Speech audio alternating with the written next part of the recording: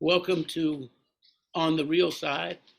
I'm Bob Mover, and today we have an illustrious guest with us, a good friend of mine for a long time, and colleague, and one of the finest alto players on the scene in the world today, Mr. Vincent Herring.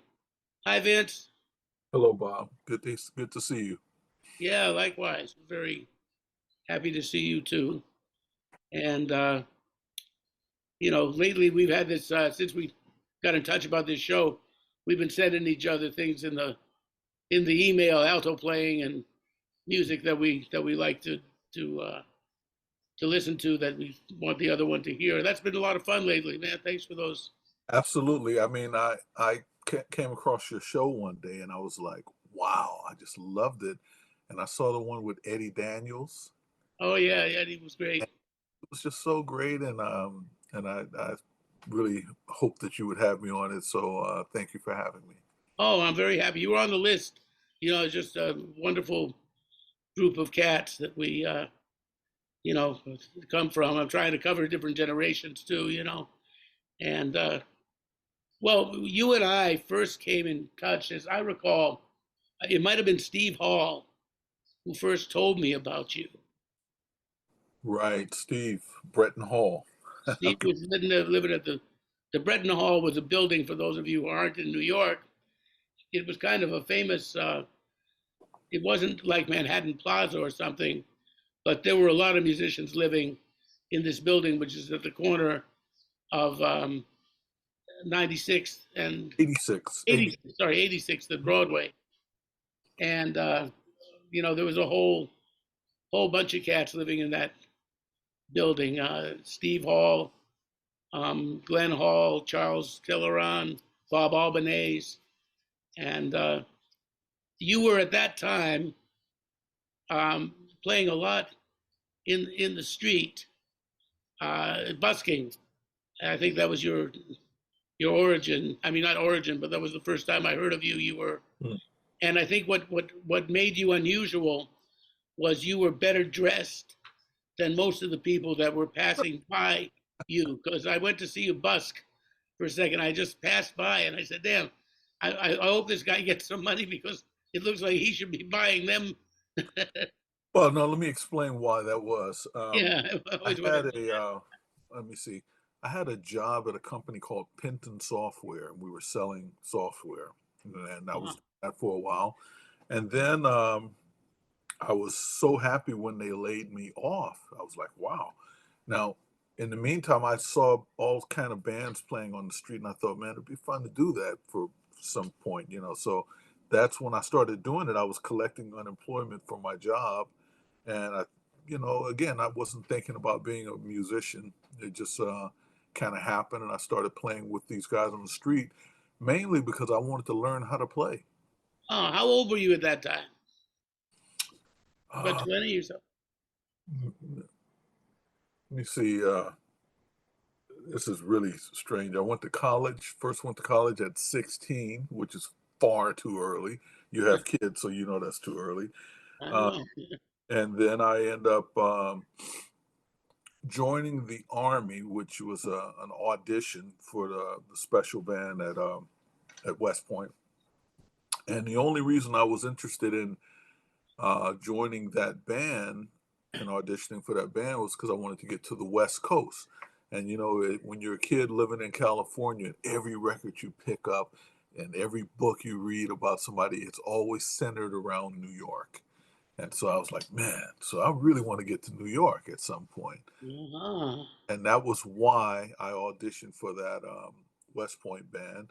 And to my great surprise, I made the final round, and they flew me out to New York, which that was my first time coming to the East. And you were playing saxophone at that time. That was your instrument. You were playing alto. Yeah, that was Yeah. it. That was it. And so they selected me for that band, but then you have to go through real basic training and not play for a couple months, which was Oh, horrible. But yeah. but I did Imagine. I did it. And then when I got my horn, I was really grateful. And so now I'm there and I'm going into New York, which is about an hour. maybe an hour and 15 away. And there, so I go to New York City and I would hear everybody. I'd go hear everything I ever heard of. I'd meet new musicians. I'd see great musicians playing on the street. I remember one of the first bands I heard playing on the street was Larry Smith, was an alto player who I was remember Larry from Detroit. a tremendous player. He was playing with George Braith and Cindy Blackman. I would hear bands with Steve Coleman and what's the drummer he used to play with all the time? Doug Hammond. No, Exactly, Doug Doug Hammond. Hammond. Yeah. So I would hear these bands, and I wasn't thinking about playing with them. I was just wow, I can't believe how good the musicians are. And so when I left West Point early, because I was getting into trouble all the time, being I late. imagine. Well, it was interesting because I had never seen snow before in my life, and I had a couple situations where I was a little bit late, and they told me, "Hey, you late again, you're gonna have big problems." I was like, "Oh, no problem. Okay, I won't be late, right?" Sure enough, I go into New York, hanging out all night, checking people out, listening to this. Now I got to drive back, and I'm seeing snow for the first time in my life. So instead of 50 or 60 miles an hour, you're driving 15 miles an hour. Lucky to get to 20, and people are, over in ditches and stuff. It was terrible. And I get to the one stoplight in Highland Falls, which is right outside of West Point, and it has one stoplight in the entire town. And I stop at the light, fall asleep, drive into traffic. Car gets totaled, and the only thing I can think of is like I'm gonna be late for roll call. This is like Oh, the worst thing.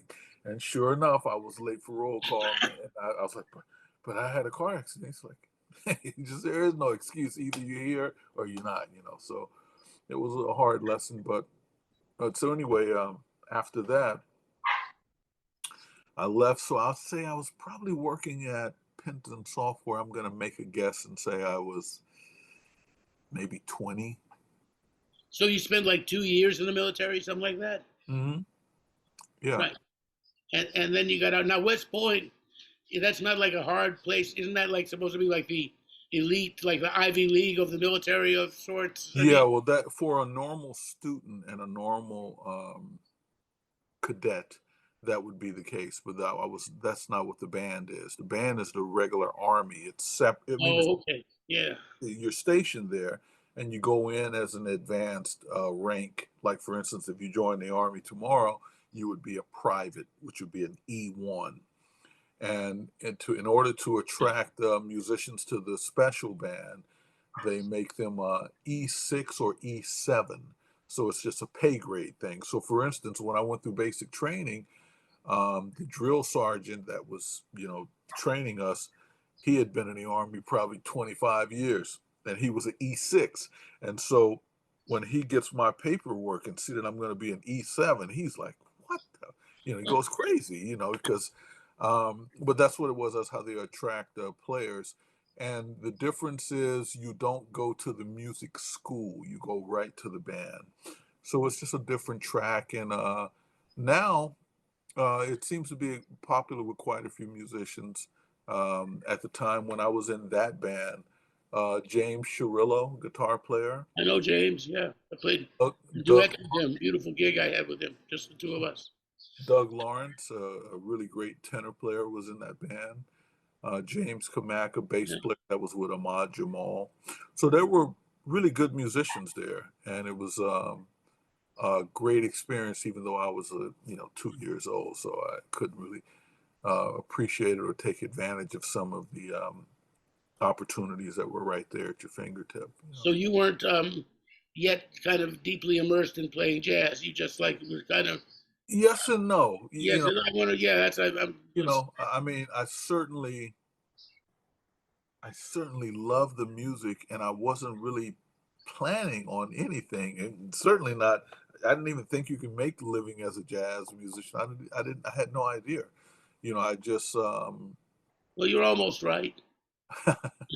right. I just kind of just went through things, and just they happen, and so then when I got laid off from my job, I thought, well, why don't I? Because I sat in with a few of these bands. I said, why don't I, play with one of these bands for fun. And so I did that, and so I found I could play. They would usually play a lunchtime set from 12 to 2 and a rush hour set from 4 to 6. So I could do that and then have all the other time to practice. It was a great little situation for me. And I started practicing and getting more serious about the music, continued to go hear as much as I could. And my progress certainly progressed exponentially. And before that, let me say that when I was at West Point, they paid for any lessons you took. That's where I was when I studied with Eddie Daniels. I took clarinet lessons from Eddie, Oh, okay. and I was supposed to take lessons from Joe Allard. I actually spoke to him and his wife on the phone at different times, but for just not having my stuff together, it never happened. But then I did study with Phil Woods. I started seeking Phil Woods out, and then eventually I connected with him. I was able to study with him, so that kind of got me more and more deeply interested in the music, and the thought was like, So to not put this at the into time. context, let's talk about just those people who may not understand what year we're talking about here. Uh-huh. Um, Talking about 1984, 83, 84, somewhere around there. Yeah. right. So I had left New York City at that point, and I was kind of living in Canada. My first daughter was born, Emily, in '83. So that's why I remember I was visiting, and I would go stay down at the Bretton Hall with Steve, and that's when he first told me about you, and Benny Green also a little bit before that Right. had also come to New York, and yeah. So let's backtrack a minute. Okay. Originally from Oakland, was that around that No, area? Or? no, I was actually born in Hopkinsville, Kentucky, and then my parents are divorced, and my mother moved with some family to Los Angeles, and so I was in Los Angeles from age 3 until maybe 10, and then from there we moved to a place called Vallejo, California, and Vallejo, California is about 20 miles from San Francisco. Uh, Right, because I'd always somehow thought of you as Northern California. Right. That's certainly where I grew up. Was that if people ask me where am I from, I usually say Vallejo, California, just because when you those particular years, uh, people really remember and associate as where you're from. But no, I Did was you have actually, siblings, or you an only child, or yeah, I am an only child. uh, remember that book? My brother was an only child. That's funny. Your brother still with us? My brother is still with us. No, he wasn't an only child, and Okay. he is there. But it was a book by a comedy writer. Forget his name, but that was the name of the book. Was called "My Brother is an Only Was an Only Child." That's a good one. I like that. I might have to It's turn a that good into a title, joke. and but so you were an only child, and was anybody was there music there, or Yeah, absolutely. Um, you know, it's funny. My mom, who I lived with and grew up with, she was a jazz fan, and so she played all kind of jazz records constantly. But I wasn't even aware. I didn't know it. Just the stuff that my mom listened to, and I was more into whatever the pop R&B of the day was. And then I started playing saxophone. And when I started playing saxophone, I wanted to hear more saxophone, and the the pop records of the day, they certainly don't feature saxophone. And then how old were you when you took up the saxophone? 11. 11. Mhm. And was that the first instrument that you didn't play any piano or anything before? If saxophone was your first instrument, No, or I went right to saxophone, and then I had a really, really good saxophone teacher named David Peterson, and Dave was a second generation musician. His father was also a saxophone player, and they both did Broadway. They were Broadway players in the San Francisco Bay Area, Uh, and so he would say to me, you know, you can become a show player. You got to learn how to do doubles and do this, or if you want to play jazz, you got to play some piano. And he would show me little voicings and just got me going with some 2-5-1s and things. So that was kind of the beginning of being exposed to the piano. And like, you know, do I have a great right hand? No, I don't. But you know, just any tunes I play, I can play. You know. yeah, well, I always tell people my piano playing is like Harold Danko used to put in. I could play cocktail piano in a bowling alley, for example. Ah, you know, it's funny. Of all the stories we ever heard about Charlie Parker, never heard any about him playing piano. And most of these tremendous musicians, especially at that period, you know that. Like for instance, Dizzy Gillespie is a known really good piano player, and he was also known as a person that taught all the other musicians. You know, just a real educator of the music. But you never hear anything about Bird playing piano. I don't know if he did or not. Tony Scott told me that Bird did play some piano. Okay. He said that he didn't really hear him playing, but he would sit and he'd play a few chords. He could play progressions. He could play some changes. You know, Right. because they would talk about that. And Tony played a lot of piano because he went to Juilliard Mm-hmm. and everything, and really, you know, was quite a good pianist. Tony could have done that. So he would sit there. He said, and one time he was sitting there and he was trying to go through something on piano, and Bird said, "Well, you see, you have to do this. The voice leading should be like this." So he knew what voice leading was, Okay. and he got an idea. But he never really sat down. He never heard Bird. I said, "Did he ever just sit down and start playing a tune or anything?" He Right. said, "I never heard him do that." And then Right. I asked Tony, I said, "What about his clarinet playing?" People said he could just pick up a clarinet and sound good. Tony said he sounded terrible on clarinet. Uh, Doug Lawrence told me he took a lesson from Sonny Stitt, and when he was going to take the lesson, this was in Chicago, he said when he gets off the elevator, he can hear this clarinet player just wailing. He's like, "Damn, who the hell is that?"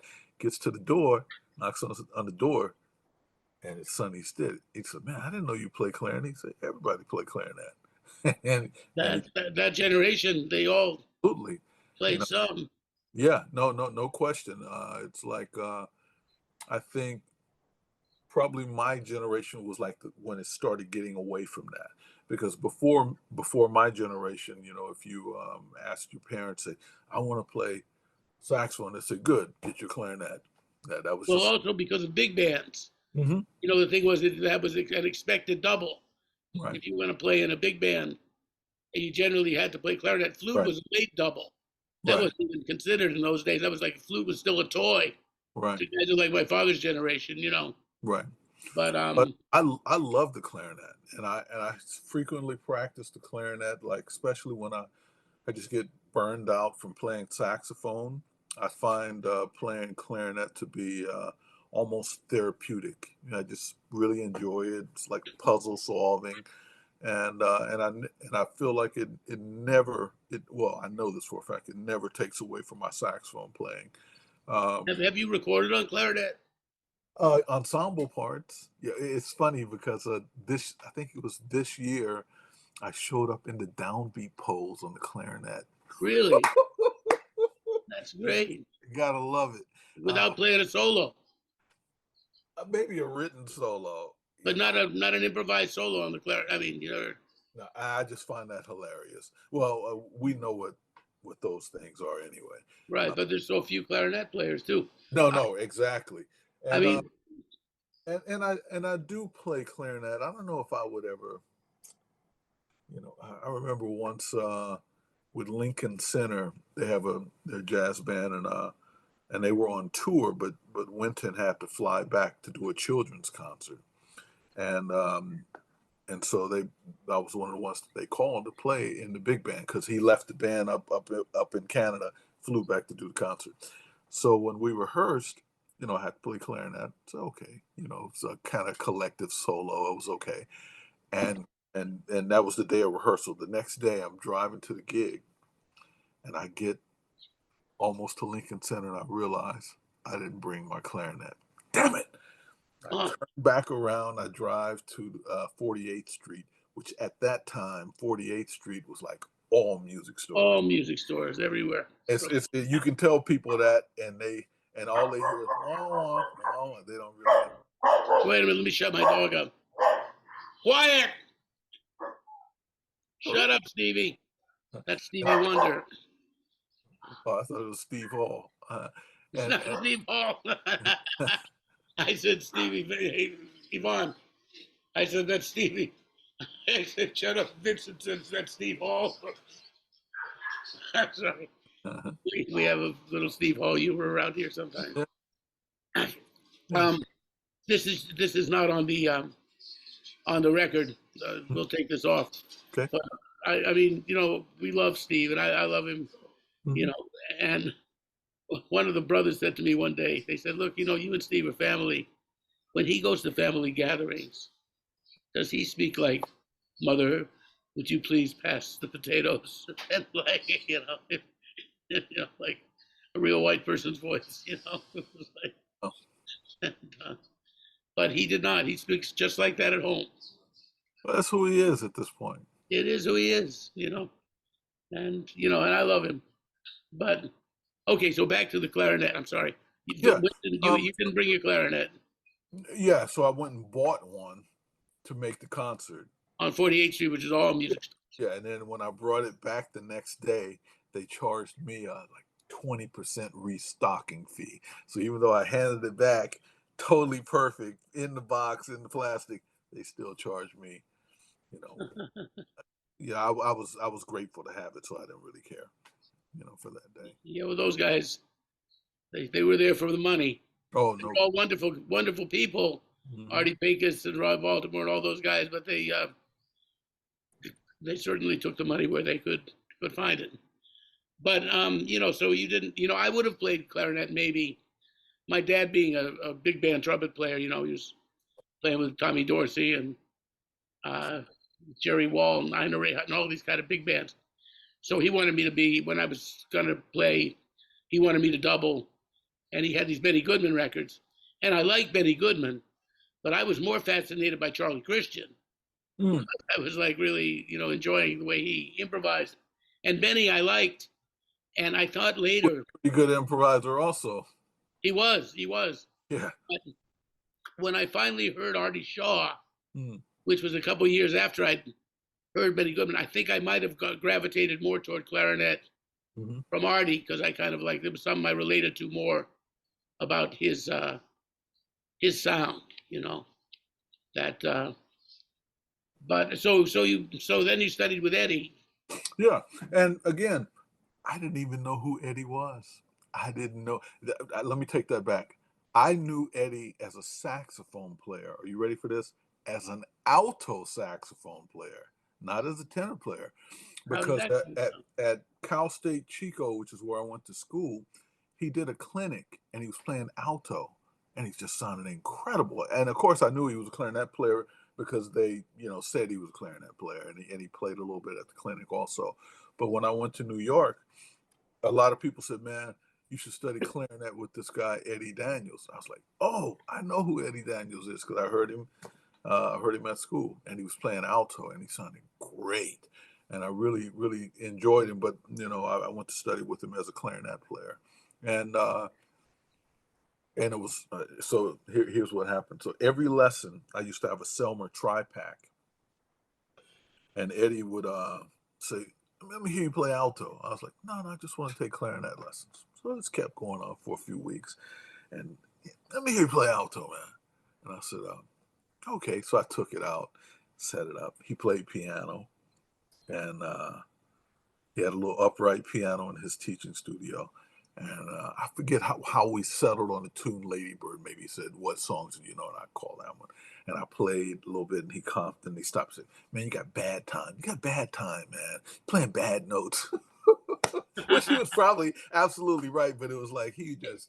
Eddie's nothing if not honest. Oh, he was... But he wasn't holding any punches. It wasn't like, "Well, you need to work on..." He's like, "You got bad time, man. Bad time, And What's coming? it was a one time I played saxophone for Eddie Daniels, but and I can't even remember what he was like as a teacher. I just remember reeds being everywhere in this teaching studio, everywhere. I was like, wow, this looks like a reed factory, you know, for what I imagine a reed factory to look like.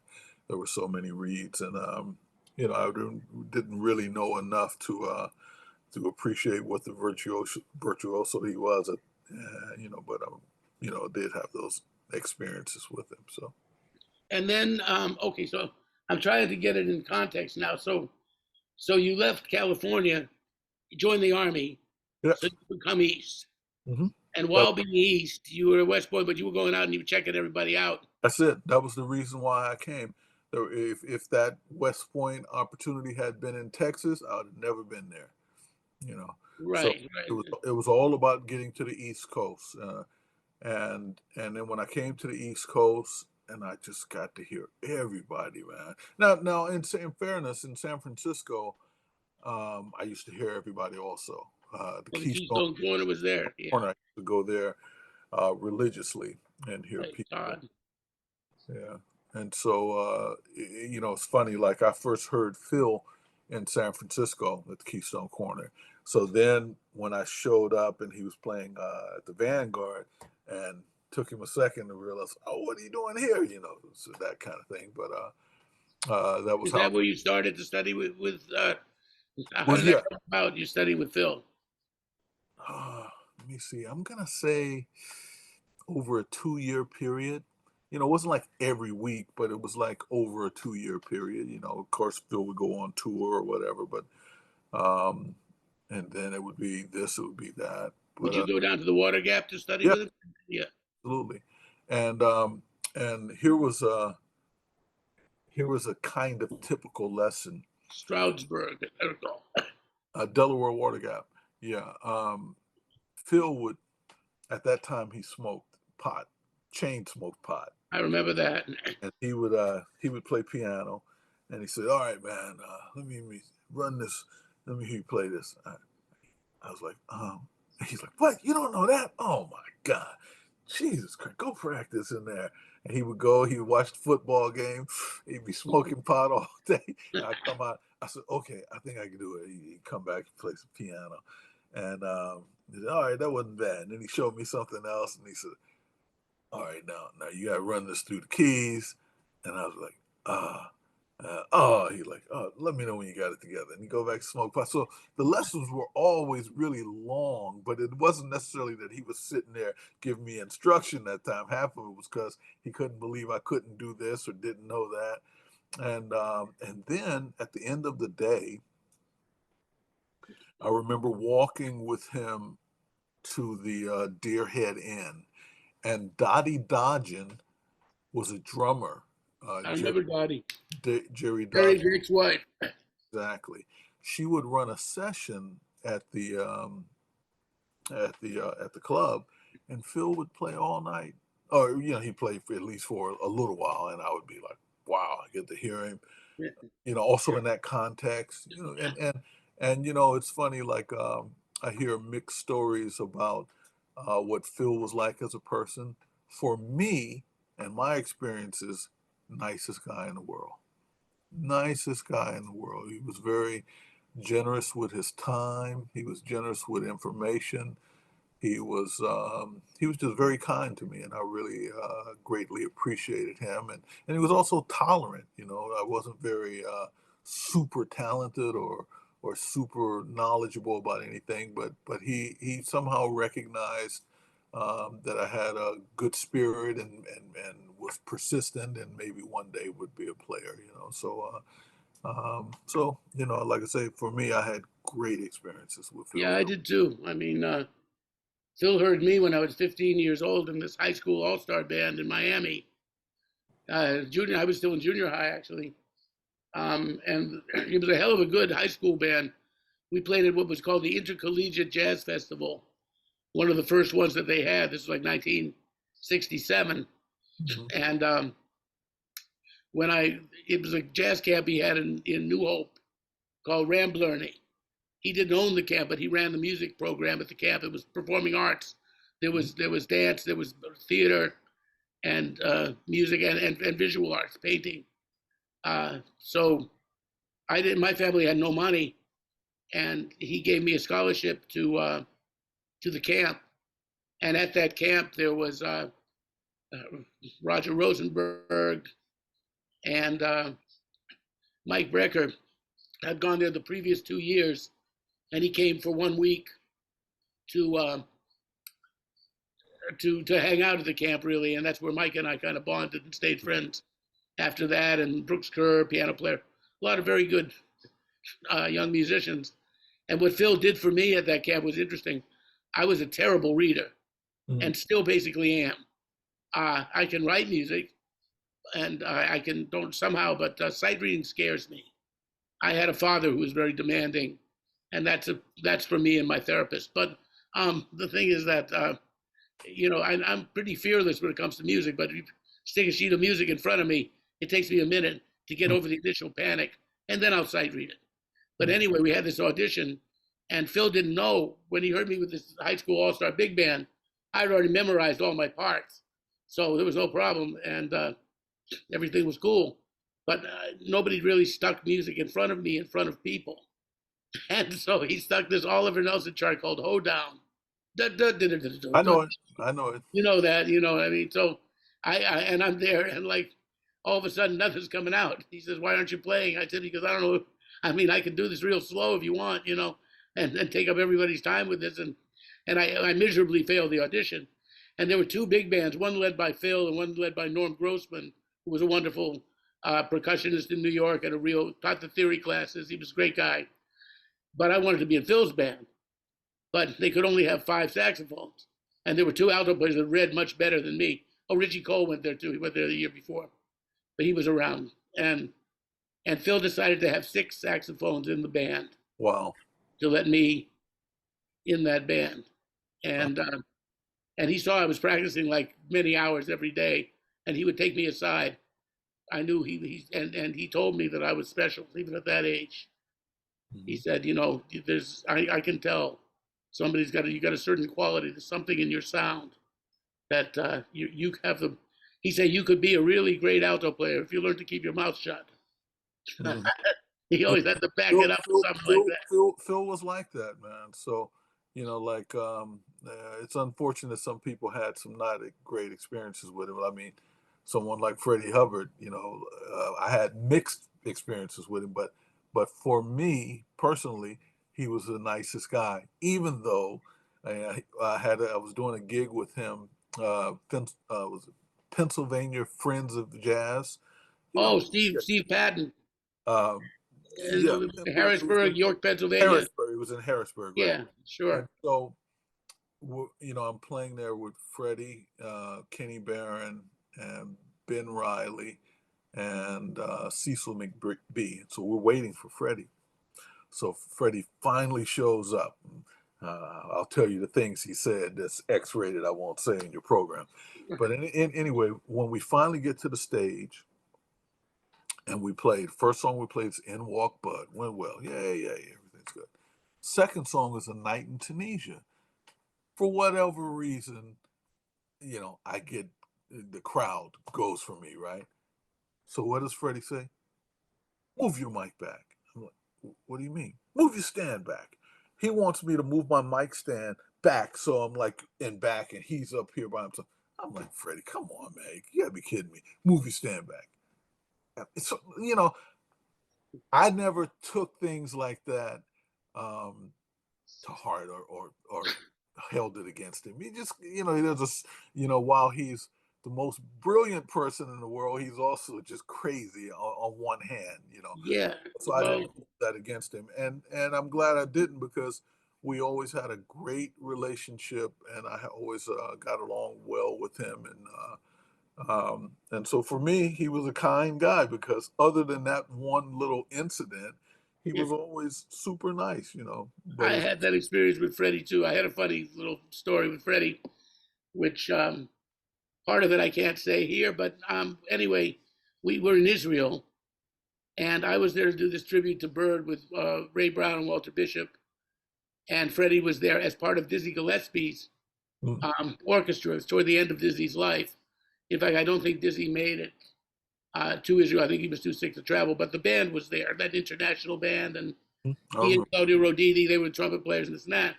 So Freddie, I ran into him and we spent the whole night hanging out. He's supposed to have a rehearsal with Dizzy's band in the morning. And, it's 11 o'clock. We haven't been to bed yet for various reasons. We're hanging out. And, finally, he looks through the festival program and he says, "Don't you think Dizzy Gillespie Band should say featuring Freddie Hubbard?"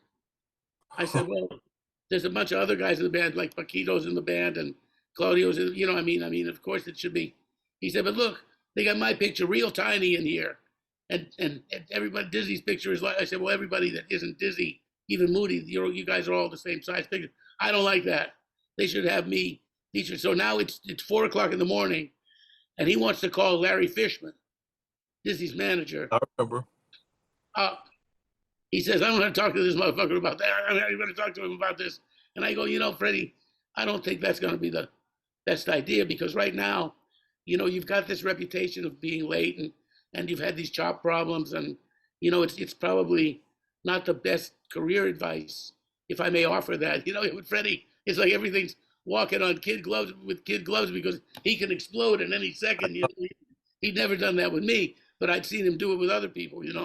So I was like, "Freddie, maybe you should think twice about." He's got the phone in his hand. He's about to call him, and I'm going, "Oh no, but maybe put down the phone for a second and think about the repercussions of what this might cause." And he sits and he gets this real thoughtful expression on his face, and he hangs up the phone. He says, "I like you, Mover." Yeah, that's Hub, man. That It's was funny, Bob. I really, I didn't know who you were for a long time. And I have to tell you that, like, things like YouTube have been so great for learning about people. So we did that concert in '87. the Alto Summit in Yeah, Paris. yeah, that was in '87.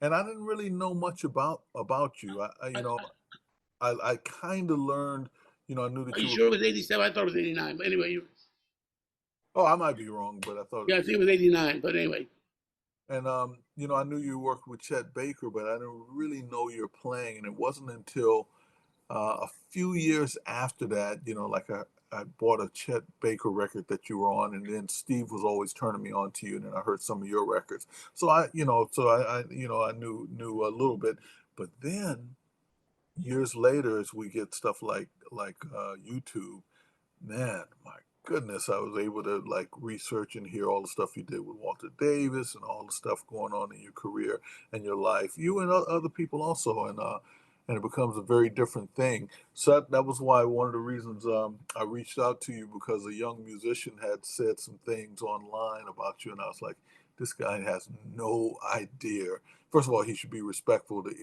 you regardless, but to be condescending like that towards a musician was like, especially one of your stature and stuff that you've seen and done in your life. He has no idea. I just felt like it was just like, and that's one of the problems with some of these young kids, is they don't have any idea about the history of the music. And when I say that, I mean just like uh, it's just like really, you can really find the ability to have humility once you start to really see how all this stuff is put together in the music and the musicians. So I'm respectful to you, not because you're a great musician and you're older, but I'm just respectful because you're just another human being, man. But secondary, because you're a great musician and because you're older. That stuff all goes together. well, thank you. And there's a whole thing, like somebody says, some musicians somehow, I think educational institutions have something to do with that, and the media, like Downbeat, Oh yeah. and I mean that you placed on clarinet. That's great, even though you never took an improvised clarinet solo. You know what I mean? That's like, hey man, I placed in all my 50 something years in music. I made the Downbeat critics poll one time, as talent deserving wider recognition in, I think it was 1972 or 73. And you know who I tied in that category? Who was that? Sonny Stitt and Benny Carter. They were also deserving wider recognition. And I have to tell And I you was this. 22 or something. You know what I mean? This is important because I grew up in Vallejo, which is, a fairly small town at that time. And I relied on Downbeat magazine. Man, I was like, man, that was my little cool thing that I had that was so different from everybody. And I'd read every article and everything was going Oh, on. yeah, me too. We all did. So I'd see Sonny Stitt was coming to the Keystone Court. I'm like, Sonny Stitt, one day they never write about him in Downbeat. Never. I've been reading Downbeat for a few years now. They never say anything about him. I wonder if he can play. And so Right. that was my perspective. And then he has no endorsements. He's never been in the polls.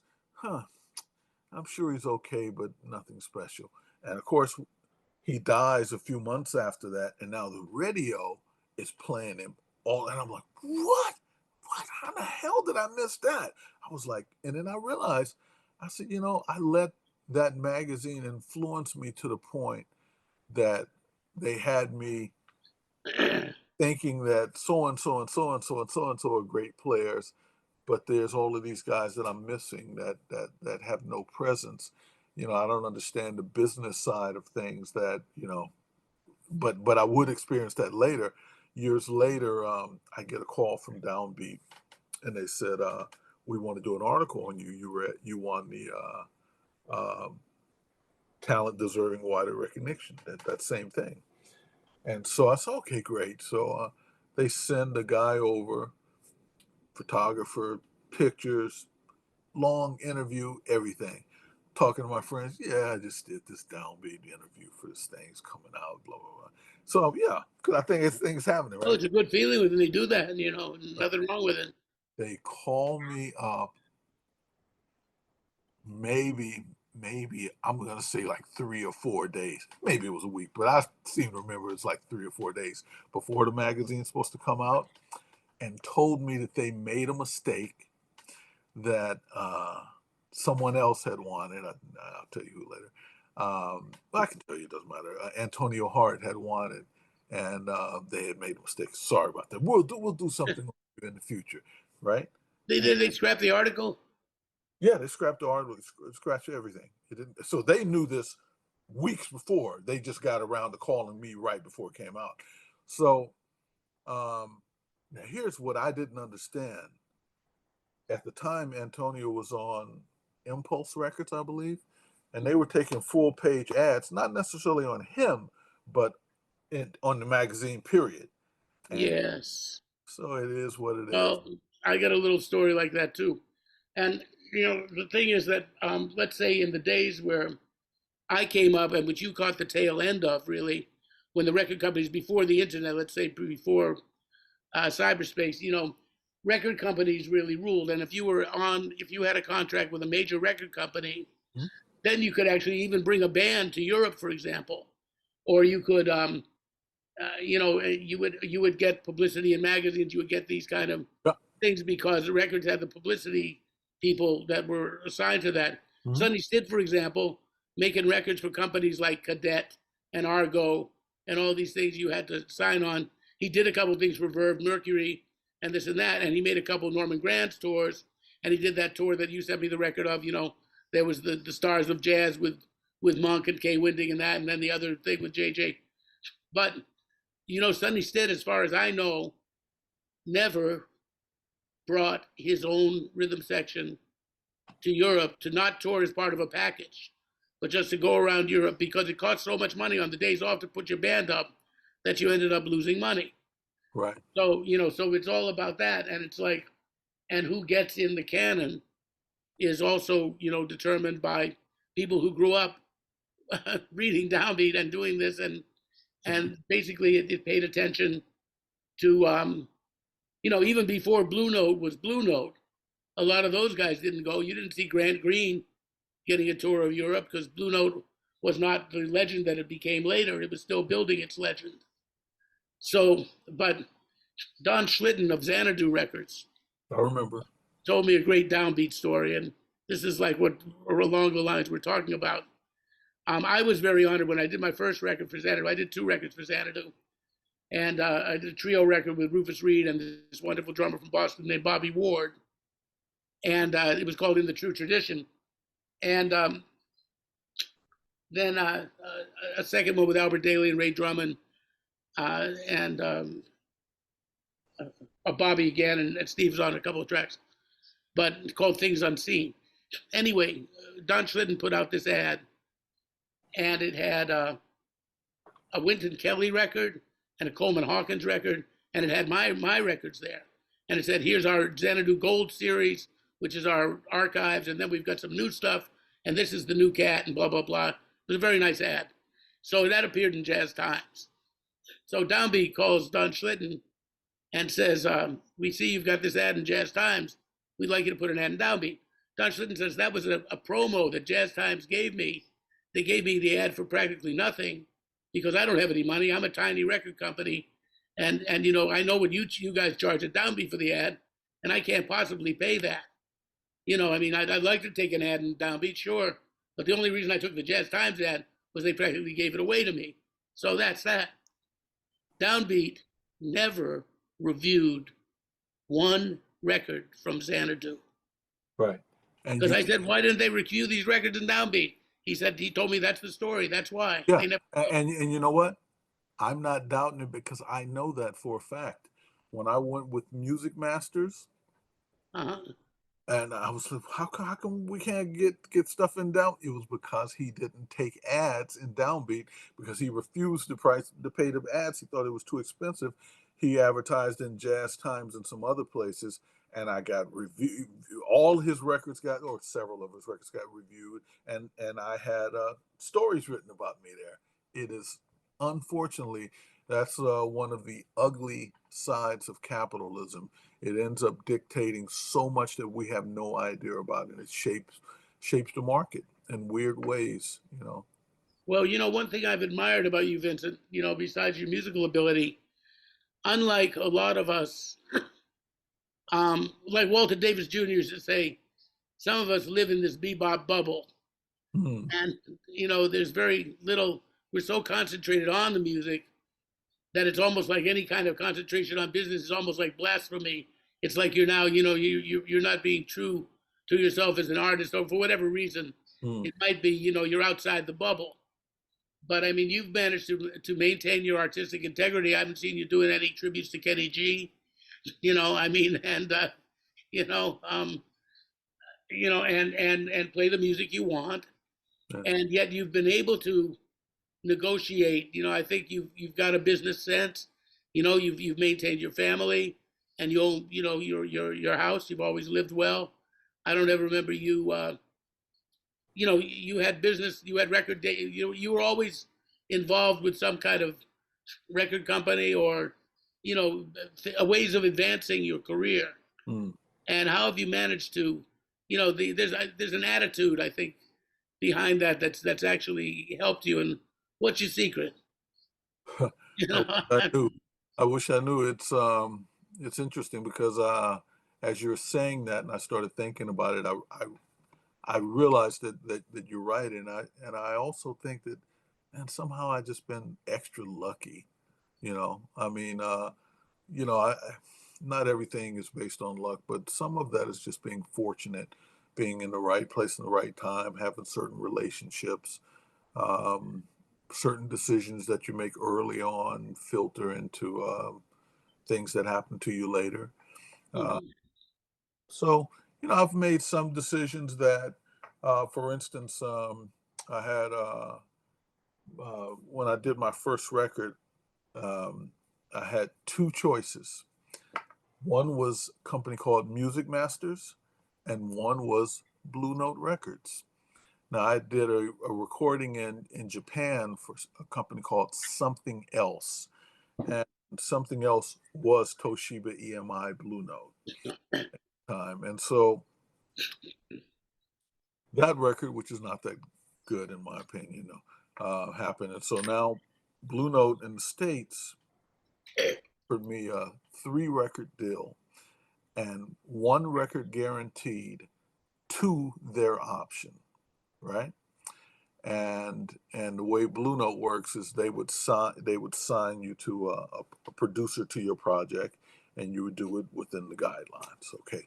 The Music Masters guy said, "Hey man, we want you to do some records," and I said, "Well, I'm fielding offers," and he said, "Well, here's the offer." He gave me the number amounts, which was greater than Blue. It was the same money as Blue Note, but it ends up being more, and I'll tell you why in a second.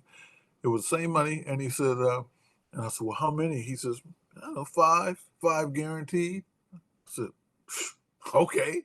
So I went with Music Masters instead of Blue Note. And on the surface, you would say, "That's crazy. Why didn't you go with Blue Note?" And here's what happened. Well, I did it because there were 5 guaranteed, so that's the main reason I did it. And Five yeah, 5 on Music Masters guaranteed. 5 records. Yeah, 5 records. I would definitely do a record every year, blah blah blah. I see. Yeah.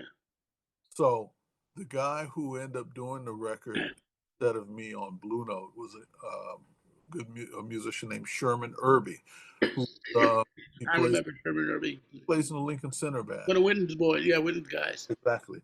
And he ended up doing the Blue Note record.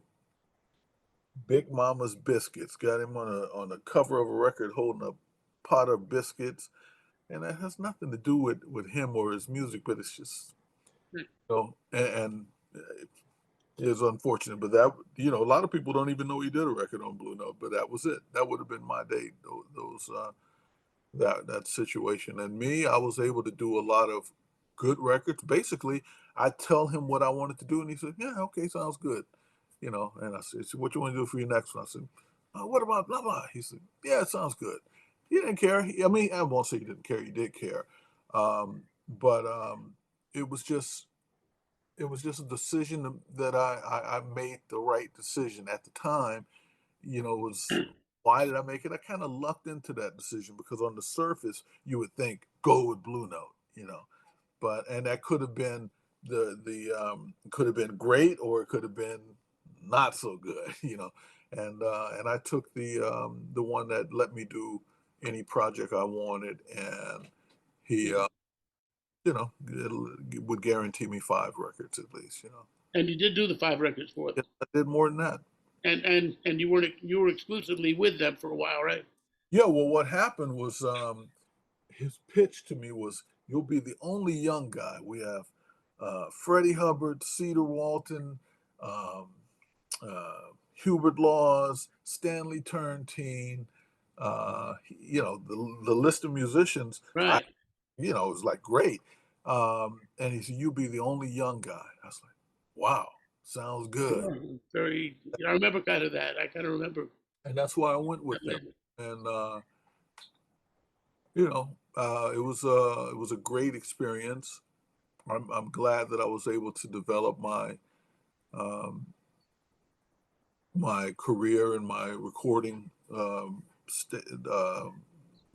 CDs or records from doing that, and it was instrumental in the next thing happening. And so, like I say, partly luck, but I guess you make your own luck too, man. Well, you do and you don't. I mean, like in my case, for example, there's an interesting story of a record that I did on Vanguard. There's a record called Bob Mover, and it's on Vanguard, and it had what was a working band because for about 2 years I had Sundays and Mondays at Sweet Basil, Hmm. um, or 1 week a month. Some way if I didn't have the Sunday and Monday, I'd have a week, 5 days that month. And I used various. I had a couple of different bands, but one of the working bands that I had was Kenny Barron, Ben Riley, Buster Williams, or Ron McClure Right. was first, and then Buster took over later. But this band was Ron McClure and Kenny and Ben and Claudio Roditi. I would Hmm. have Claudio or Tom Harrell, one of those two, usually on trumpet. Um, anyway, I had done a record for Vanguard Records called the Players Association, which was basically um, pop tunes of that day, like disco tunes for the most part, Hmm. with a front line of Joe Farrell, John Faddis, and me.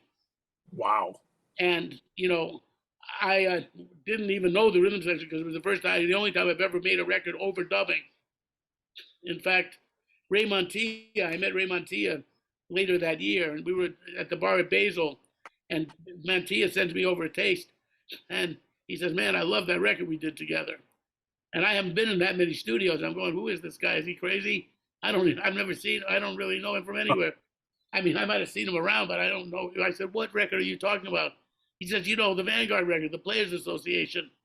I said, "Oh, that record." I kind of, pretty much. I don't know that either. Yeah, so we did "Let's Groove, Everybody Groove," and Archie Bell and the Drells, and all this. And my feature was a tune called "For the Love of You" by the Isley Brothers, which is actually a beautiful song. Sure, of course. And I played it on soprano, and everybody thought it must have been Joe Farrell, but it was actually me. But anyway, the record sold 200,000 copies in England, alone. And we got union scale, probably Faddis and Joe got more, double scale or something, but I got regular union scale, made that record. And then they made me an offer. Vanguard says, "We want to make you the White Grover Washington."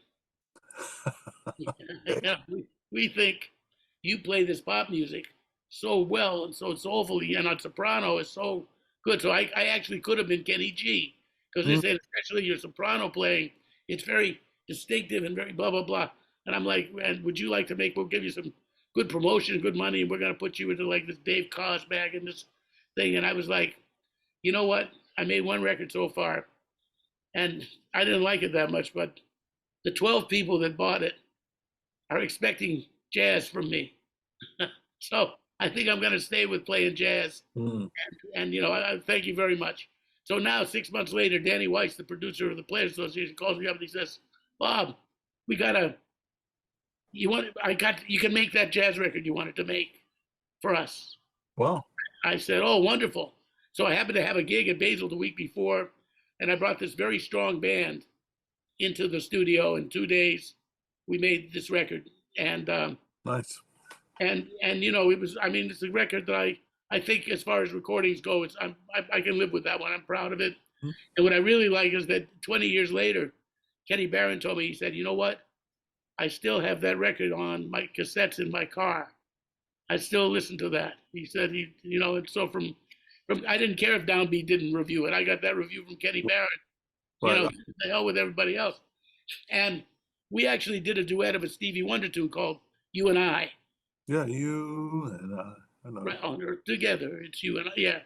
And Kenny and I played a short duet at the end of the record, and it actually was getting radio play. Wow. I turned the radio on, and we just kind of played the melody, and it's a beautiful little rendition of it. I mean, it's quite good. Mm-hmm. Anyway, so I'm thinking this record must be even selling. They keep playing it on the radio and everything. And friends of mine that work in record stores said, "It's funny with your record. We had 10 records, and we reordered, and we never got any. They never sent them to us again after that." And so then they also said, "By the way, we're bringing Bunky Green in to make a record. Can you recommend a rhythm section for us?" So I got Albert Daly and Al Foster, I think, and Eddie Gomez. So I was basically contracting the record for nothing. Mm-hmm. Now I realize that Vincent Herring would have, I mean, in all respect to you, that's where we were different. I was in my bebop bubble, and I was just happy to have, you want Bunky's going to make a record? I'll get my friends Albert and Al and Eddie a gig, and this and that. Where now Vincent would have said, "Well, yes, but there's got to be something in it for me," which is what you're supposed to be. That's not necessarily true. You don't think that's true? Nah, I don't. Okay. I've been in that situation. I do try to help friends out, but I wouldn't be looking for something in that situation. Okay, well, I didn't mean to paint you as mercenary. No. I wouldn't expect it, and in our business, it's not like you're dealing with a lot of money anyway. What's a few $1,000s here and there. So I don't necessarily think like that, but but in other settings, absolutely, but not in that particular setting would I Well, really. anyway, not to take up too much time with it, but the end of the story is that I finally wanted to know what's going on because they said they took an option up on the next record. So I already had the band for the next record, and they kept canceling it. And they said, well, Danny said, well, I better tell you the truth. He said, you see, because this disco record made so much money for the company, and we had 4 volumes of it, and with different cats, and I was on another one with Tom Harrell and Bob Berg too. We needed to lose some money, so we took you, Cookie Green, Clark Terry, and James Moody, and spent money on your record, and then we needed to lose a certain amount of money, and we chose you to lose money with. And I said, well, I'm kind of honored to be losing money in the same category as Moody and Clark Terry, but I almost had a nervous breakdown behind it because I was in my early 20s, and I just thought the world would be better than that. You know what? I always say, beautiful music, terrible business. Yeah, that's Yeah. and I always say with Ornette, the famous quote, he said, "You have to always remember that the music business is not the business of music." And he's 100% right. But now let's get back to you've come to New York, and now you haven't played with anybody yet. You've done your West Point thing, and you're going to stay in the East Coast. Now Yeah. you go to the Army, and to continue the Vincent Herring story here. And I got a job at this company called Penton Software, and basically what they did was they had a maintenance program for heavy machinery, and this maintenance program would schedule work orders for routine maintenance. Like for instance, one client we had was Duracell, which was in Connecticut, and Duracell had a lot of heavy equipment, and so let's say this particular um, machine needed to be belt set every 50,000 hours, new oil changed at such, and so you would put all of this information into this program, and it would issue work orders. It would say, this machine is run this amount of hours. This has to be changed. So it's routine maintenance, but it was becoming automated, and those routine maintenance schedules are important when you have that kind of heavy machinery because someone who doesn't do routine maintenance on that, and you end up getting something like that seizing up or having some problems. It's big money, big money problems. So previously, uh, to have a program like that, it would run on System 34 and 36, the big computers that you saw that had a reel-to-reel. That's usually the System 34 and 36, IBM System 34, 36. And so when the portable computers, or what we think of as a PC, personal computers, came into play, they wrote this program that previously had to be run on a mainframe, but now could run on a personal computer. So that was the big thing. And we would sell this program for God knows how much it was at the time. I don't remember, but it was expensive. And that was Penton Software. I remember for that company going to purchase a 20 megabyte hard drive, which was about the size of a saxophone case, which was about Really? the size of an Alto case at the time. And that was 20 megabytes. And I remember going to JNR and with a company credit card and buying this thing. It was like, wow, it's like, who the hell needs 20 megabytes? This is back when everything was on floppy disk, and it's just a different world. But anyway, that was when I left West Point. I worked for that company. That's the dawn of the computer age, really. Yeah, exactly.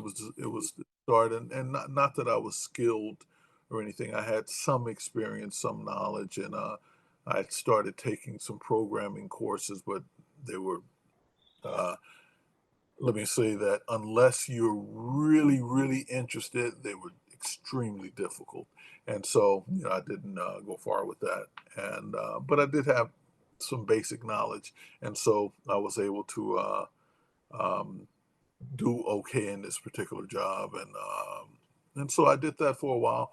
And when they laid me off, of great because I even when I was working there, I would sit in with these bands. So maybe that was when you saw me dressed like with a suit and tie or something. It was probably, when I was still working at that company, and I would sit in at lunchtime or something with the band. But then when they laid me off, then I asked some guys if I could play with them on the regular, and they were like, "Yeah, okay." And that was how I ended up started playing on the street. So I would I didn't know very many songs, but I would practice and learn the tunes that I heard them play or that they were scheduled to play.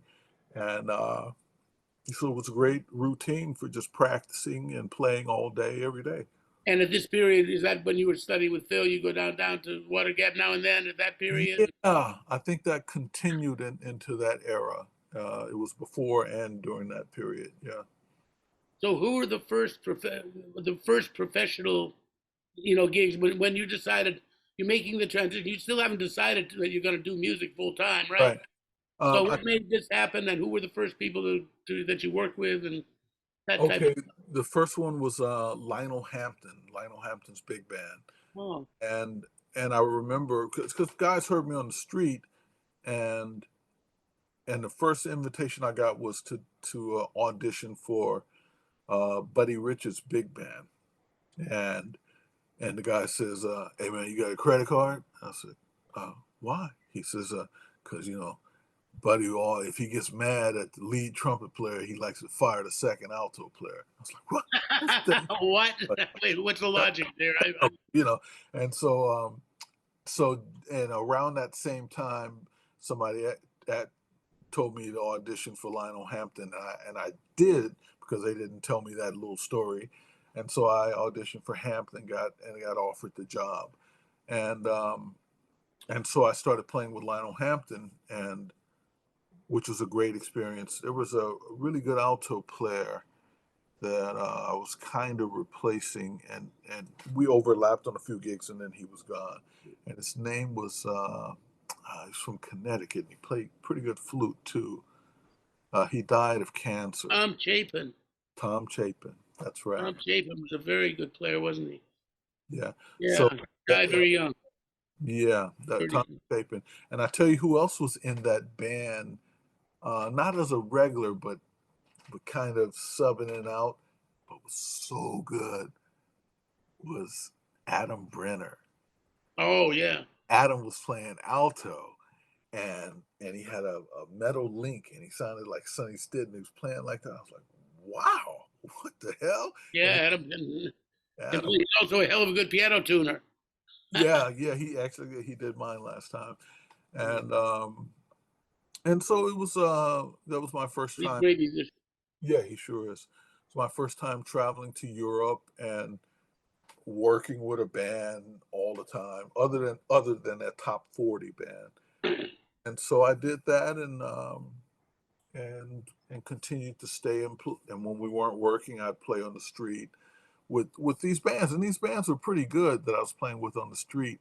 Um, the it's components switched in the band all the time, but basically it was me, Dave Douglas, tenor player named Charles Davis, not the older Charles, well, actually he was older than me, and another Charles Davis, and what's his name? Adam played with Michael Brecker. Adam Rogers. Adam Rogers, guitar Yeah. player. Danny Sedownik, percussion player. All these guys became, They all had made reputations. Yeah. yeah, yeah. I remember once Walt Weiskopf. Um, so I couldn't make it, and I was like, I got this guy Walt Weiskopf. He's a good player, and so the next day they were like, "Hey man, don't send that guy in. Can't make no money with him." I said, "But he's a good player." They're like, "Yeah, I don't care." He was a little too advanced. Yeah, well, playing on the street is different because you have to. It's like certain people have a natural way of playing and drawing people in, and others don't. So it's that's no slap on Walt because he's a great player. But in that particular setting, they were like, "Hey, don't send him in again." Also, they said it about Steve Hall. They didn't like Steve, man. They were like, "Hey, don't send that guy in again. I was like, Well, Steve was playing with that swing band, led by Felix and the Cats. oh, And Saul Yeager was on the band. wow. And like, boy, I mean, they said Felix liked me. So I went down one night and sat in with them. And like, everything was cool. But when Steve would play, Saul Yeager was very upset. He was just something about Steve just sent him off the wrong way. You know, it was that kind of thing. It was kind of funny. But I one night, Walt Weiskopf and Mike Brecker did a concert. I was teaching in New Jersey City University, and you know, I played tenor for about 15, 20 years, as well as alto. I started to really get into the playing tenor. So we did a blues at the concert, with the three tenors, with Walt and Mike and me. And Michael and Walt were like playing such heavy intellectual stuff. And I mean, I just wrote a book of patterns, called the Bob Mover Jazz Lexicon. These guys were probably playing my entire book in the first half of the concert. I mean, like on this blues, they were chasing each other down with intervallic stuff all over the place and this and that. So while we were doing this exchange of fours, they're going, and all this stuff. I played some quarter notes and went, boop, boop, boop, boop. And the whole audience fell out of their seats because it was so. I've seen that before, man. And then I quoted the Hawaiian war chant. And the Hawaiian war chant? Yeah, which I'm trying to remember how that goes. But I know I was thinking about that tune at that time, and I don't know why it came out. I'll have to look it up again. But if someone listening to this knows the Hawaiian war chant, and it was one of those unconscious things that came out, and they came out at the right moment. But those guys were playing, so wiggy, as Konitz would say. They were playing some wiggy stuff. Yeah, it's. I don't know. In a way, it's kind of academic times. Even I wrote a book, man. But I'm really happy with my book, and I'm hoping, even though a book is academic, I hope that it simplifies things and get people away from being so academic. Well, tell me about the book. Tell us about it. Like, what's it called? Do you have it near you there? Yeah, I have a postcard. I'll send you a little flyer. All right, well, maybe the people could see it too, Okay. New book by Vincent Herring, Thinking Jazz. And what to say on the bottom, just that, yeah. Well, it's called Logic. It's called Logic and Critical Thinking in Jazz Improvisation. And it's Sure Publishers, Sure Music. They're publishing mine too. Yeah. Chuck Scher, yeah, he's a wonderful cat. Yeah, I like it, like Chuck. He's pretty cool. And so actually it comes out like tomorrow or something. Oh, mine comes out this week too. So Bob, what's your book on? You said it was lexicon of patterns? Well, it's sort of that. Yeah, what happened was I was in the hospital for 4 months 2 years ago when I had this tracheostomy where they put in this, I speak through and play through this valve. Without this, I can't do it. So when they put that in, because I'd had so many exacerbations and I'd been intubated so many times that I was in a coma for a minute. And then when I came out, I had to spend 2 months in the ICU and then 2 months in rehab. So I had to relearn to walk and do all that. But it was the only time in my life I had spent 4 months without my horn. So, I couldn't play. And so but fortunately, I'd learned to think through things. And, you've done it too. I mean, we all do it, especially when we're on the road. You can't just get your horn out on the train and practice and then hit the gig. So you got to sit at the airport or the train and one of the ways we pass time, you might take a tune and go through some keys and, or you might just go, a little pattern in your mind. Oh, baba do dee some kind of thing, some intervallic thing or diminished or whatever thing, whole tone. And then you transpose it, you play it in your head in different keys and you do that. So when I got out of the hospital, I started to, I watch baseball. I like to watch baseball. There's a lot of inertia in baseball. A lot of times things aren't going on. So I'd sit there and I'd take my music pad out And while I was watching the game, I'd write down some exercises, and I'd write them in one key or something, and then say okay.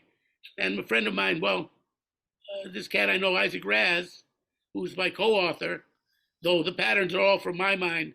Isaac helped organize everything and put it together. The book wouldn't exist without Isaac's having really been the force that organized it and everything. But he said, "What are these?" We were over, and I said, "Oh, these are exercises I wrote when I was in the hospital, blah, blah, blah." He said, "Let me look at these." He said, "You've realized you've written over 300 at the time. You ended up with 400 and something, and you haven't repeated one." So then I would say, this is, basically like a thesaurus, like Slanimsky or Oliver Nelson or Eddie Harris or Jerry Coker, same idea. And then I recorded some examples showing how you use these things. How I tell people, don't play this. The idea is that you want to get to what you don't hear. So this will help you do that. Yeah, I would love to But check. it's not going to be, you don't want to get up on the bandstand and play this. Right. Only that, because it's kind of boring. So I told people to think of it like in Zen, when they say point your finger toward the moon. When you point your finger toward the moon, never mistake your finger for the moon. So that's what my book is. But some of the things we all play, Mhm. and then ways to be creative with intervals. But do what Sonny Rollins calls them equations. Mhm. And now there's a couple of things I want to get to with you too, because so now you're working, and you've got the gig with Hamp, and you're playing some gigs around town now. Because I was out of town, and when you came to prominence, I was kind of mostly in Canada and in Europe, touring with Walter Davis. Well, I was trying to learn how to play more than anything, and I used to go by Barry Harris's Jazz Cultural Theater and sit in on those sessions a lot. Just trying to learn things. It's like my first lessons with Phil. I'm thinking he's going to show me some incredible lines and stuff, and he's like talking about, all right, thirds to the seven. Oh, what? Oh, come on, Phil. Why are you holding the good stuff back? But he was trying to teach me about voice leading and playing good notes and trying to be in the chords, and so that was,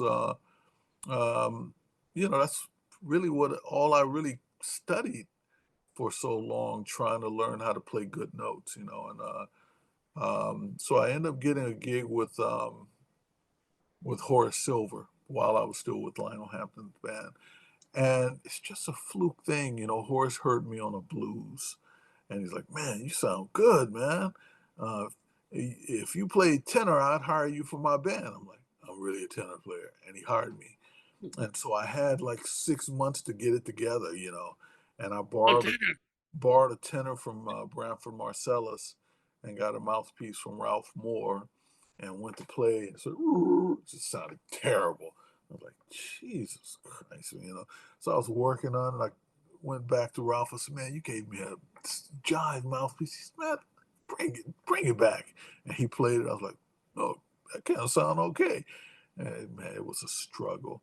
So, I don't, so I ended up doing that gig prematurely. I wish I had done it 3 years later when I could halfway play. Um, and then what other gigs after that? Oh, uh, Nat Adderley was a big gig for me, and again, I was getting it together, and Nat just liked me as a person, and I loved him, as a friend and as a person, and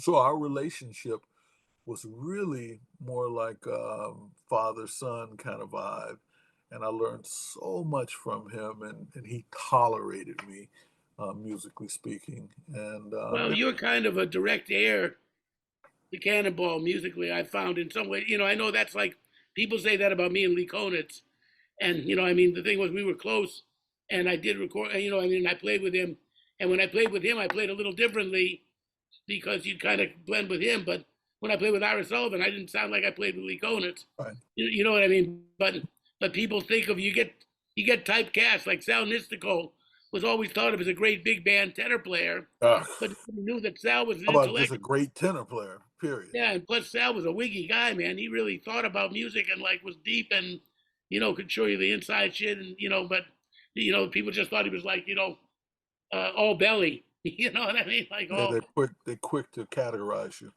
but just I was thinking, you probably Cannonball was probably already gone by the time you were. Yeah, I never heard Cannonball, but when I was playing on the street, Walter Booker heard me, and he told me to come up to his place. He said, man, Nat would love you, and I went to his place, and I played for Nat over the phone or something. Wow. That's because Walter asked me, he said, man, do you know all of this song? And I was like, I know all those Cannonball tunes, which I did because I used to play along with the records. Yeah, I thought you did. Yeah. I just like to listen to the records, and those are my like heroes, man. So I learned those solos, not realizing that I was developing my phrasing and my um, feeling and eighth note feel. I didn't think of it like that. I just thought it was just fun to play those solos and pretend I was Cannonball. And so I did this, and it helped me immensely. So when he asked me if I knew those songs, I was like, yeah. And he's like, man, Nat's gonna love you, and then come up and so I You know, put. this is an only in New York kind of experience. You know what Yeah, I mean? Like I guess. in a way, I mean, it may happen elsewhere, but I don't know about it. But No, there you were, and you get heard by Walter Booker, who happens to be one of the Cannonball's prime bass players. right. But and he's playing with Nat, and then the connection, Yeah, and that's how it happened. degrees of separation, just Yeah. 1 degree of separation away. hmm And that was how I got invited to sit in, and and then I did my first gig with him in Florida. And instead of coming right home, I went and stayed with him for a few days, and we just became really good friends. And you know, and so that was a great experience for me. And I started getting it together, and I started really learning how to play better at that time. Well, And also, you mentioned, Barry's Cultural Theater and that whole Alto Summit thing that we ended up doing with Phil. There were actually 6 alto players. Our rhythm section was Walter Davis Jr. on piano, Percy Heath on bass, and Roy Haynes on drums. And the 6 altos were Phil was and Jackie McLean, and Vincent and me, and Frank Morgan and Clarence C. Sharp. And at Barry's Cultural Theater, I imagine you met C up there probably yeah, as I well. used to hear him all the time. Yeah, he was practically living up there. He was there a lot, Yeah, he was. and the way that whole Alto Summit came about is I was talking to Francis Podras, who they made the film Round Midnight based on his relationship with Bud Powell. hmm And Francis managed some of us in France. He was managing Walter Davis and I, and getting us gigs in Europe and setting up concerts and this and that. So I was at Francis's chateau in a place called Antigny near Poitiers in France, and I told Francis had never heard C sharp, and he was a big fantastic fan of Bird and all Sonny Stitt and all that kind of stuff. So he said, "Who is this C sharp?" I said, "Well, he sounds at times like Bird if Bird had lived and heard what people did with his stuff. C is kind of like got that kind of thing. The only thing is he doesn't have any teeth, and sometimes his pitch can be a little funny, and he rarely has a good horn. He was really one of those real like New York underground legends, The Philadelphia's, I think is where he's. originally from Philly, but he really made. I mean, he was in New York from the time I was Yeah, a yeah, no teenager. question. I He was wouldn't have married to China, his wife.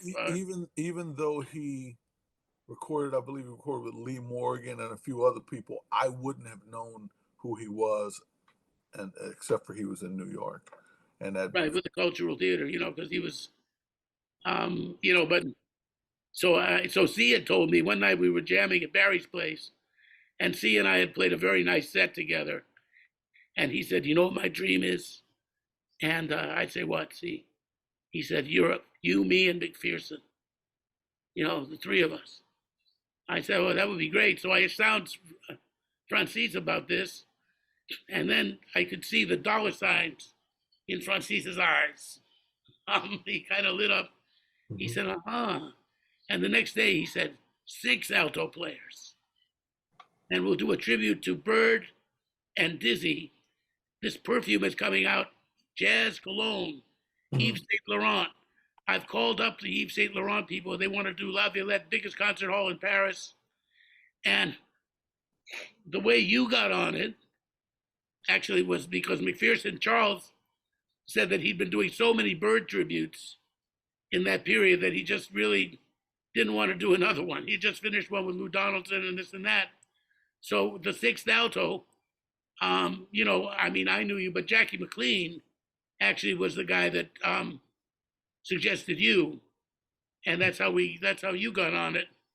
So I was going to ask you a little bit about did you have some relationship with Jackie as well? And yeah, actually, Jackie and Phil, obviously, my relationship with Phil. With Jackie, I started working with Art Taylor, and this is a funny story actually. So, we would rehearse all the time, right? And again, AT chain smoked pot, and I didn't smoke, so I was like, I used to smoke with him. hated going up there, and because of the smoke, even though I love playing with AT and being around him. So sure enough, we're rehearsing all the time, which is great because I'm developing as a musician and getting the chance to play with Art Taylor. You can't beat that. And we had one gig coming up, and it was like, in June or something. I don't remember the date, but I'm just saying, and it's like February now, and so, and I got a tour. Somebody called me for some tour, like, 21 days, and like his thing's right in the middle of it. And I said, Mr. Taylor, AT, I have another conflict with that gig. I'm not going to be able to make it. He said, what do you mean? We've had this on the books for months. I said, yeah, I know, but it's like 3 months away, and I already got a tour at that time, and he was mad at me. So I get a call from Jackie He McLean. got mad easily too. So Jackie calls me up. He says, "Hey man, AT tells me you're getting a big head." I'm like, what is this? And so, but So Jackie you was, had met Jackie with AT already. I met Jackie maybe through AT. I don't know, but I used to go up to teach Jackie's classes for him. Like when he couldn't make it, he would call me to come up there and do that for him. But I can't remember where I first met Jackie. Probably when I went to hear him play or something. Uh-huh. Because I did go hear him play, and I remember when he had first come back and he played at the Blue Note, and I hated paying the money to go to the Blue Note, but I wanted to hear Jackie, because I knew him from all the records. And did I meet him then? No, but I met him somewhere, and he was kind, and I knew that I was going to get called for that gig because both Jackie and Phil told me that I was going to get called for that gig. So I'm like, I'm like, oh, yeah, and Jackie said, yeah, just tell the guy what you need for money or whatever. So he'll make you an offer. So the guy calls me up, and I would love for you to do this gig in Paris, And I'm thinking to myself, I'm like, man, I'm I'm not doing it for less than $1,000. You got to pay $1,000. You So and me both. We undercharged. so the guy says, what is your fee? And I'm like, he's like, well, can I make you an offer? I said, sure. He says, $5,000 in a business class ticket. I was like, yeah, that's fine. So, just a kid, man. I had no idea of anything.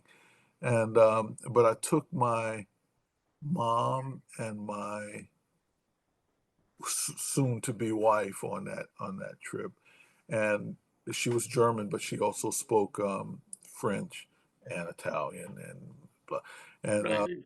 and so I remember that was a great trip, especially taking my mom for her first time to Europe.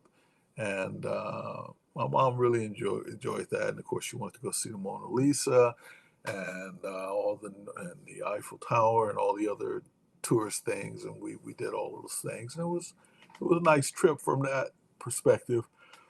Um, what was not so nice is that we were all told we would do some song or two with the string orchestra under the direction of Michel Legrand. And at the last minute, they decided that Frank Morgan would I rem- do Go the ahead. string thing. For me, I'm a young guy. I don't care. But to see Phil and Jackie have to deal with that was embarrassing, man.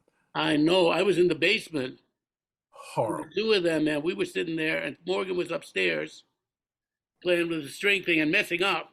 Frank, sorry, but It is what it is, man. that was what it was. And and Jackie and Phil, the three of us, you were elsewhere, and the other cats were not. It was just the three of us standing in this spot in the basement listening, and they just looked at each other like, oh man, because the other part of it was that Phil and Jackie and I had all done the bird with strings in different parts of Europe.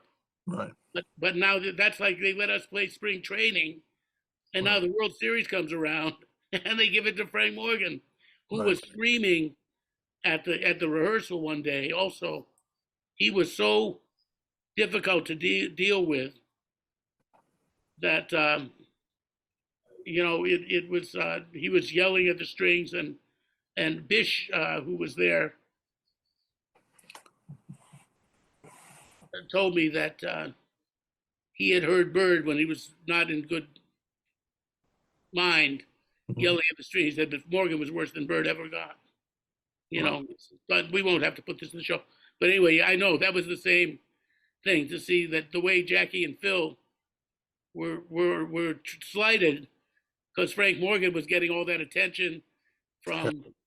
Terrible, man. I like I say, those kind of things, man, made me aware of things in the business. I was like, how can they be dealing with this at that level, man? Those are like the best guys in the world, man. How does it, they have to deal with that, little And did they I. were the funniest moment. What a funny moment! I don't know if you remember. You probably remember this, but when we had our little rehearsal, we're sitting there and we played three tunes together, as I recall. We did Donnelly and Sure Enough and Confirmation, and everything else was quartet or quintet features. I had the Embraceable You as a quartet, and you and Phil, I believe you played. Was it Old Folks or with Jackie or I don't remember. Anyway, you all played different things together. But when we tried to play Donna Lee all together, it came out okay, of course. But we had six different concepts of eighth notes with the alto players. I mean, we all had an idea, and so as a unison, there was no blend. We went and we all had. So we played it the first time, and we run through the head and we stop, and Phil puts his reflective face on, grabs his chin, and it was tribute to Bird and everything and that kind of thing. And Diz, who was still alive, Phil goes, "Flame keepers, yes. Timekeepers, hmm." Well, right. And so the other thing I wanted to ask you was, singing and stuff like that. You have a very singing sound on the horn, and I can hear a kind of vocal approach to the instrument. And I wonder if that's a part of your. Did you sing a lot with records? Did you sing solos? Do you have people doing that? How important is singing, or is it just something you never thought about? It's also Well, possible. well, it is interesting. For me, I'm a firm believer, and I preach that you are what you listen to. Those influences really make you. Your interpretation of sound. You know, how- the kind of placement of your solos. I never believe in these books. You start out here, then you go here. I never believe in that. But what you listen to, you absorb it, and your whole value system on things comes from what you listen to. So, regards to the vocals, I I have come to the conclusion that you were right recently, because so many when I listen back to like some things I've done, I do hear those qualities in it. And recently there was a few vocalists that picked recordings of mine to vocalize. And I was just stunned and amazed at the work that they did on it. And but I hear that quality that you mean, and no, I can't sing, or when I say I wouldn't sing publicly because I don't sing well enough in tune. But that didn't stop Eric Alexander. We were in Japan, and I got him to sing on the mic, and he went up there and he grabbed it, and he's like, "I am moved for love." Or, oh, it was so funny. But no, I don't sing, but No, I mean singing and you're practicing, like when you were coming up, like singing Bird's solo by Bird or you Fred know, or any of those things. it wasn't something that I did as a formal exercise, but absolutely I did that because you would listen to recordings over and over hundreds of times, and of course I knew everybody's solo. You That's know, what I mean. That's what I, that was I my point. probably learned Cannonball solo or Sonny Stitt solo or maybe Fieldwood solo, but I knew the whole record and the recording so I could anticipate what was coming. But it wasn't a thing like, okay, I'm going to learn how to sing this song. It wasn't that. It was just from obsessing over the music. Uh, Right. Yeah. That's what I was referring to because my students say, well, do you want to give me an assignment of something to listen to? And I said, well, if you want a suggestion, you might start out with Presidents. Sometimes I'm happy. It's simple. It's, this kind of thing. Or start out with singing with Frank Sinatra and just find in the park and go, come fly with me. Let's fly. yeah, But just keep singing and sing everything you hear. Just play it over and over until you don't even think about it. I never thought of it as an assignment. right. You know what I mean? Or that kind of thing. It wasn't that. And the other thing is, do you have particular favorite vocalists that you like? Ooh, living now or just in general? In general, like somebody that you would, that you would choose to listen to on a nice rainy afternoon. Wow, that's a hard one. I would have to think about that a little bit. So singers, you know, there's a wide spectrum of singers. Of course, we all love pretty much the same ones that come to mind. And in addition to that, there's some pop and R&B singers that I like also. I just like good music, man, and that good Yeah, come from a variety of sources. Um, you mentioned Frank Sinatra. yeah, What's not to like? yeah, Uh, Nat King Cole. Again, what's not to like? But at the same time, I love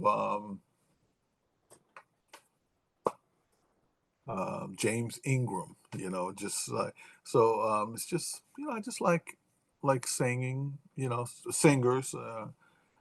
Here's one for you. And not that she's an incredible singer because not more of a songwriter. I guess just I like the song Janice Ian. She wrote that tune at 17. I yeah. just like that performance, that song. Would I Hmm. call her an incredible vocalist? Not really. I mean, Yeah, but I mean, we all got those little crypts. I like Phoebe Snow oh, on I love Poetry Phoebe Man with Snow. Zoot I Tenor grew up. Yeah, I grew and up with Ricky that. Lee Jones. Some people Mhm. like that. And aside from not particularly jazz or standard American standard song singers. That's But the other thing I wanted to ask you about was, well, two things. One thing is any any alto players, not necessarily young or you know um Well, let's say cats on the scene these days that you are especially enjoying. Uh, Yeah, Irena Terakubo, one of my former students, amazing musician, super talented, really good. Brandon Suarez is another alto player, also one of my former students. Brandon's still at school at Manhattan School of Music, super talented. In fact, I remember I was going out of town and I said to Eric Alexander was subbing for me. I said, "Man, look, some of these students are really good." He's like, I'm gonna have them begging for mercy." And Eric texted me, "Holy shit!" I was like, "I told you, man. Some of these people are outrageous." So yeah, there's some amazing talent and skills, people coming up. What has happened is in jazz now, we're graduating all of these conservatories are graduating all of these tremendous musicians, and the work pool is smaller, but the proficiency of the musicians is much higher. Like these kids play so much better than I did when I was in school, and they're just tremendous. But what the hell are they going to do? It's going to be interesting.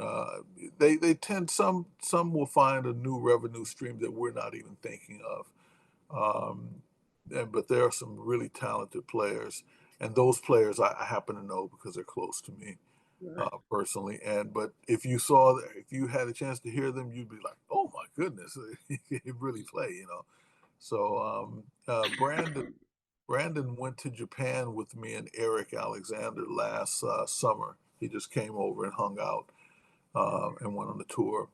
There's a tenor player. Well, you said alto specifically. oh, it could be any instrument. I mean, any trumpet players, any, you know. Uh, Jacob Chang, tenor player, outrageously good. Rico Jones, another tenor player that's really special. There's guys that are more known that are on the scene. Let me see. Um, Nothing comes right to mind. Oh, don't worry about it. But there are some. I also understand. Grant Stewart now has started a school Exactly. over at the Church Street School of Music, the Tribeca. Was it the Tribeca Jazz Institute? Yes. And I know you're teaching there. Hmm. I'm teaching some private students who, because I can't really leave my house because of this emphysema condition. Um, but he's been sending me over some students, and young Tomas Martinez is going to be a very good alto player. He's Is that come the from one from Argentina? Argentina, yeah. Yeah, I had him in an ensemble. He's a very good musician. Yeah, Yeah, we've been having some nice lessons. good.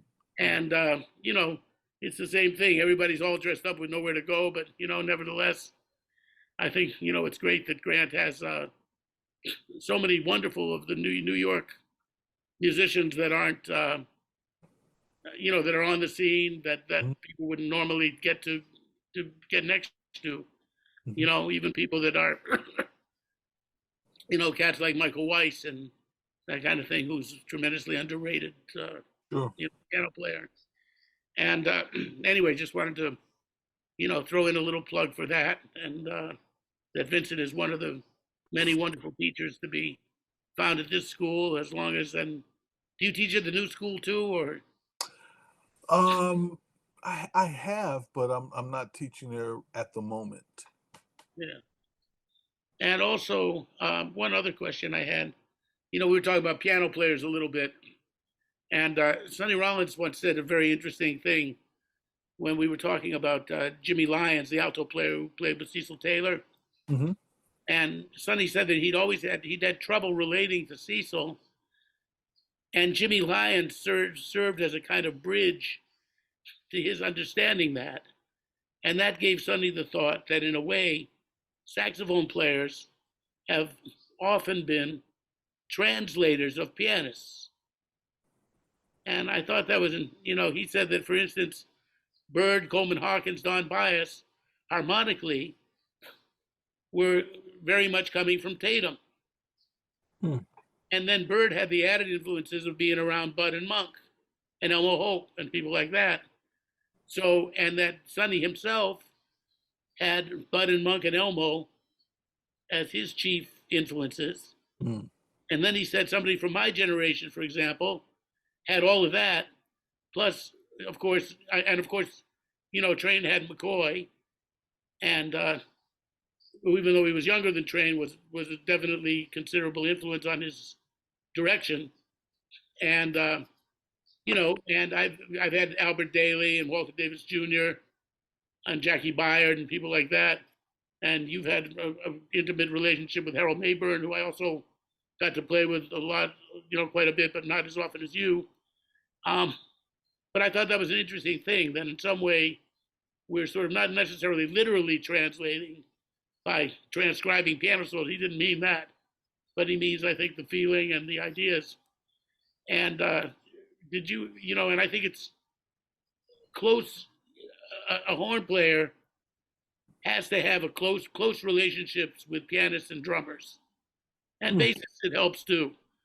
But, especially the piano and the drums, like Steve Williams and I used to play a lot together, and I'd tell him, well, in your life, girlfriends, wives, they may come and go, but a good drummer is forever. I love that. That's true. That's true also.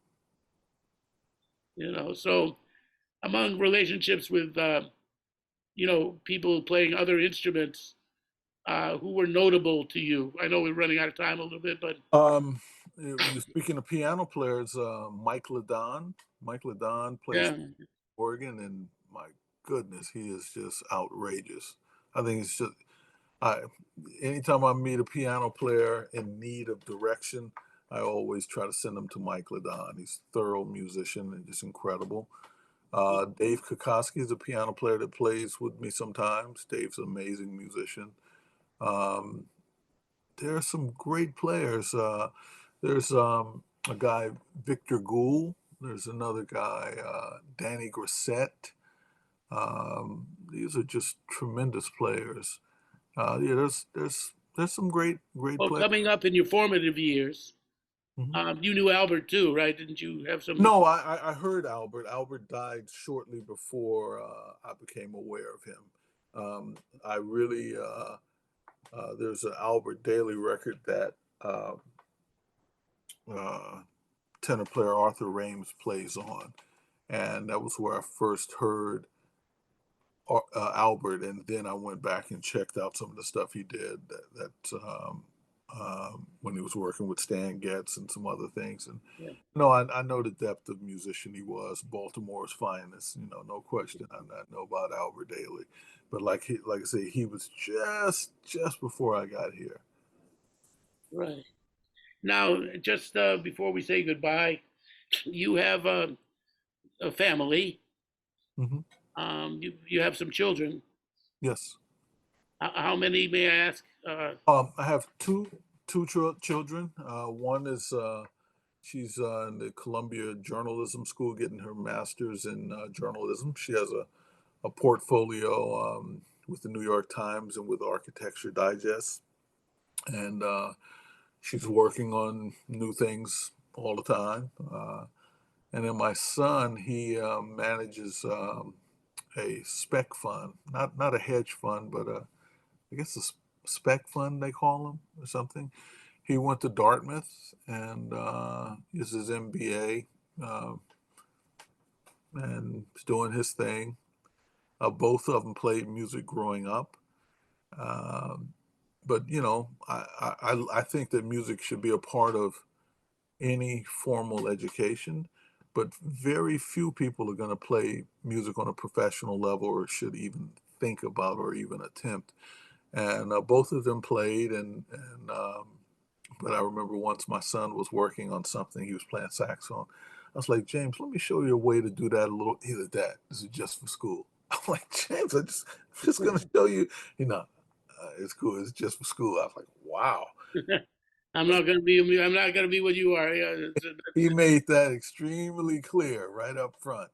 Um, but he, that, but he, but he, he's as passionate and loves doing what he does. He's a numbers guy, and it is what it is, man. Well, I think that's what, if you can inspire them with some kind of love to do to do something they love to do, then you've fulfilled your mission. It doesn't have to be what you do.